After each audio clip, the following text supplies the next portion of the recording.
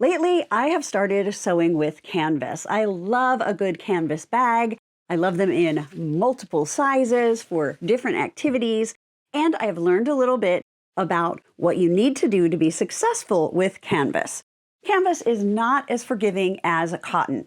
So I usually sew with cotton fabric. That's what I design. So I want to share with you some of the lessons that I have learned. The first time I went to make a canvas bag, and it was this cute little one with those pockets on each side.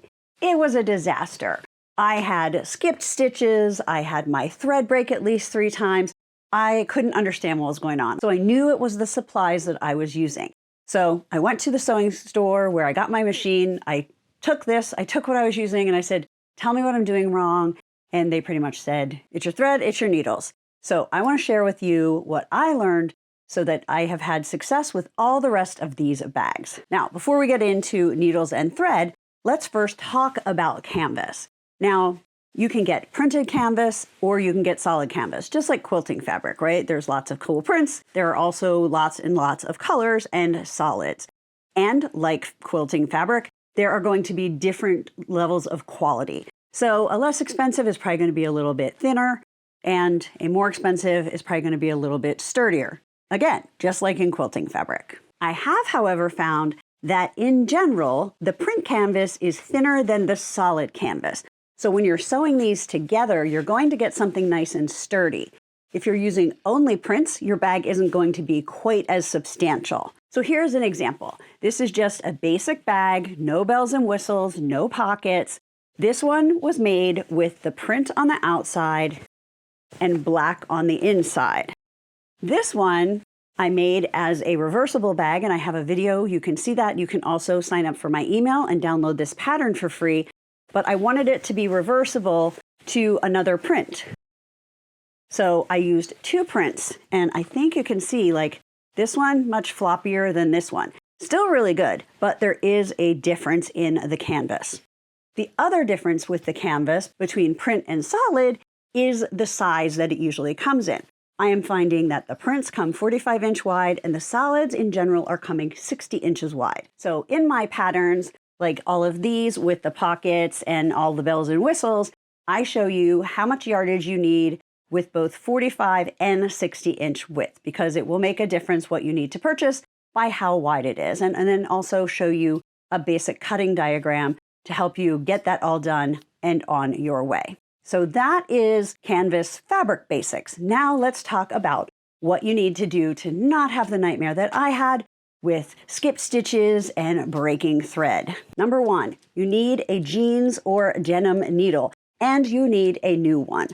I use a new needle for every bag that has all the bells and whistles. You might get away with 2 of these basics with the same needle, but the thing to listen for is when you're sewing, if it starts going clunk, clunk, clunk, that means your needle is not sharp enough anymore and is having a hard time getting through those layers. So sharp is super, super important with canvas, especially if you're doing canvas handles. So this is actually 4 layers of canvas folded together. And then when you're sewing it on here, you're going through 2 more layers, the outer and the inner layer. And then here you're even going through the pocket. So your needle is working really hard. Make sure you have a good one and a new one. Now let's talk about the thread.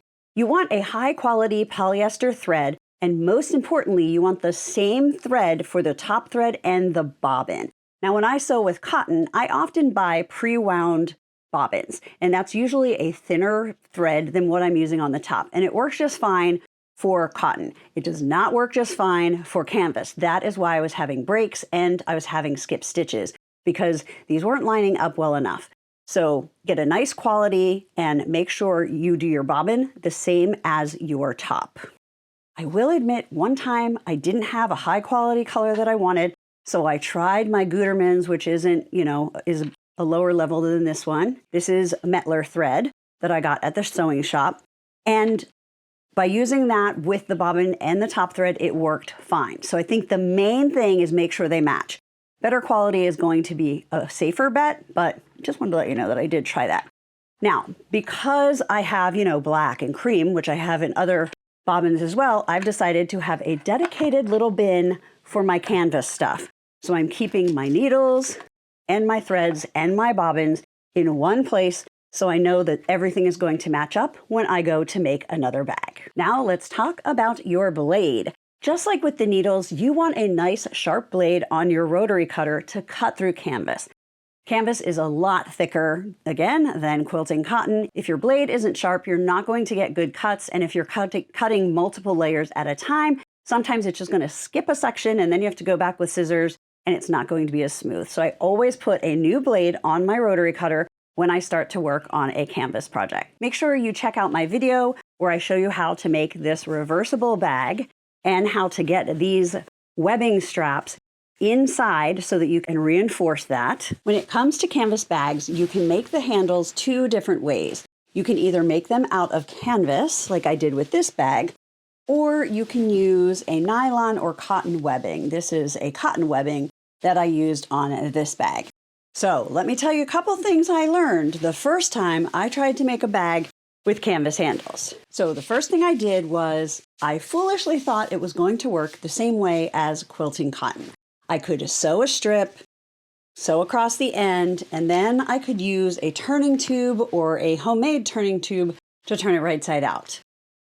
Spoiler alert, doesn't work at all. This one was too big, wouldn't fit in there. This one's too small. The material is just too stiff and thick to do it that way.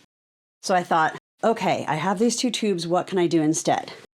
So I cut open the one end, I put string in there, and I sewed it in to one end, and then I started to pull. This also works with cotton. Doesn't work with canvas.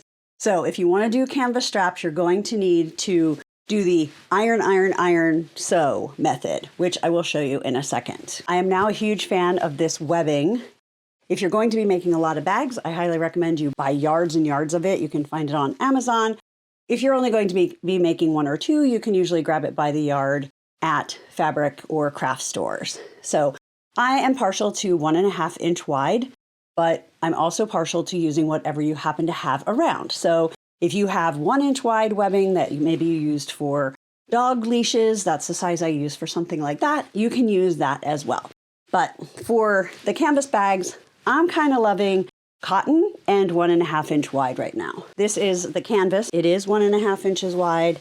And then this is 1.5 inches wide on a bigger market tote as well. Now you don't have to go through the hassle of trying to do this because I'm going to show you how to make those canvas handles. You can also find these bags in my Etsy shop. I have the small, the medium, and the large. This one is great for big grocery shopping, go to the beach. I've even used it as a carry-on for the airplane. So making canvas handles is very much like making many things where we're going to be folding and putting the raw edges on the inside, like a key fob, a wristlet handle, tabs for little things. So what we're going to do is we're going to first fold it in half with the raw edges together and press. And if your iron is nice and hot with steam, canvas presses very, very nicely. It holds that fold really, really well. And there is a difference in thicknesses with different types of canvas. I find that solid colors are often a little bit heavier and thicker than some of the prints, for example, but it's really going to depend on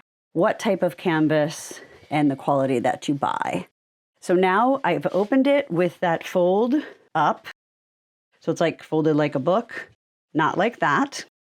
And I'm going to press this raw edge right into that first press section, and I'm going to keep my iron out here. I don't want to get rid of that first seam or fold that we pressed. We just want to do a second one.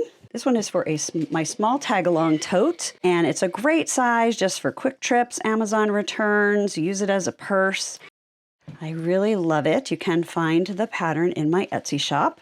There are also two larger ones, so for a larger bag and larger handles, this strip of canvas would just be longer. But when you start with 6 inches, like I did on this, it's going to give me a 1.5 inch wide handle that's nice and sturdy because it's going to be 4 layers of canvas. Then we're just folding it on that original fold again and pressing one more time. So this is what you have to do to make canvas handles. Then you would sew this side to get this sewn together, and then I always do the other side too, just so it looks nice and even. So this works, this doesn't. Now I'm going to show you how I sew one side of the handle and this X. Now you'll notice because I used a really contrasting thread, you can see that it had some little jigs. And it wasn't that I didn't try and make it perfectly straight. It's just so thick and the presser foot is halfway on when you're sewing that close to the edge that is pretty much just what happened, which is a bummer. I didn't have the thread that matched, so I thought, let's try it, and then I can show people what can happen.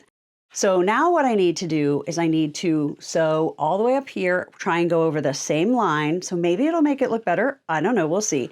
And then I'm going to show you how I do the X and go down the other side. When I get to that top line, I'm going to lift my foot and turn. I'm going to take both of those clips off.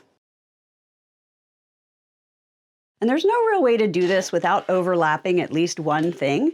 So I always overlap this top one because that's the one that's going to have the most strain. So I start there and then I go down this X across the bottom, the other side of the X,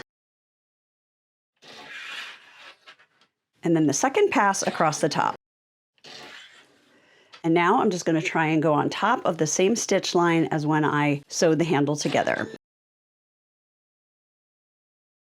All right, so you can see it's doubled up. It actually looks a little bit better. It still doesn't look as straight as I would like it. So probably in the future, I wouldn't use a contrasting thread on canvas handles. I would just want them to kind of be invisible in the same color. I might still use it on the pocket, but that is how I sew these handles so that they're going to be nice and reinforced. So let me know in the comments what you think. Have you tried canvas before? Have I missed any tips that you think are important? Let me know in the comments. Let me know what you love to make with canvas. Be sure to subscribe to my channel so you never miss a tutorial. Have a great day and happy sewing.